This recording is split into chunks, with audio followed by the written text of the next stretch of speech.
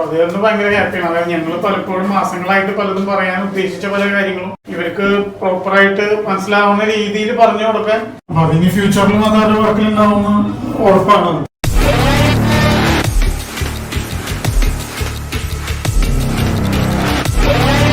Target ഇട്ട് ലൈഫിൽ ഇറങ്ങിത്തിരിക്കാം. 2 ദിവസം കൂടെ ഉള്ളത് വരുമ്പോഴാണ് നമുക്ക് ആ സീരിയസ്നെസ് വരുന്നത്. അതുകൊണ്ടാണ് ഇൻഷുറൻസിലൊക്കെ ഏത് മേഖല നോക്കി ബിസിനസിന്റെ ഏറ്റവും അധികം ക്ലോസിംഗ് നടക്കുന്നത് ലാസ്റ്റത്തെ 5 ദിവസം കൊണ്ടാണ്. ടാർജറ്റ് എത്തിയോ എത്തിയില്ലോ എന്നുള്ളതല്ല, ഗ്രോത്ത് ഉണ്ടോ ഇല്ലയോ എന്നുള്ളതാണ് നിങ്ങൾ ചെക്ക് ചെയ്യുന്നത്.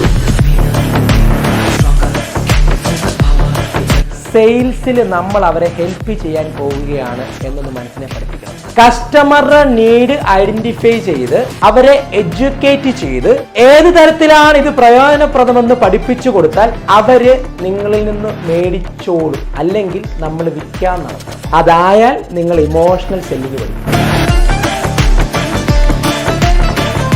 ഇവിടെ വന്നിട്ട് ഈ ഭിത്തി തള്ളിക്കൊണ്ടിരിക്കുക. ഞാൻ രാവിലെ 10 മണി മുതൽ 4 മണി വരെ ഞാൻ ഈ ഭിത്തി തള്ളിക്കോളാം. വർക്ക് എടുത്തോ, എനർജി ഉപയോഗിച്ചു. എന്തെങ്കിലും റിസൾട്ട് ഉണ്ടോ? റിസൾട്ട് ഇല്ല. ഇതെങ്ങനെ ജോബാണ്?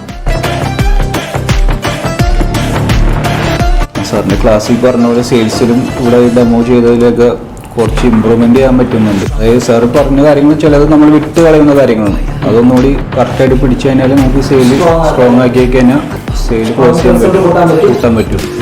ഈ സിഗ്നറ്റിന്റെ ഒരു 100 പേരുള്ള എംപ്ലോയീസ് ഉള്ള ഒരു കമ്പനിയായിട്ട് മാറുമ്പോൾ അതിലും അനുജയും ടീമിന്റെയും നല്ലൊരു സപ്പോർട്ടും നമ്മൾ ഫ്യൂച്ചറിൽ എക്സ്പെക്ട് ചെയ്യേണ്ടത് തന്നെ നമുക്ക് മുന്നോട്ട് പോകാൻ സാധിക്കണം.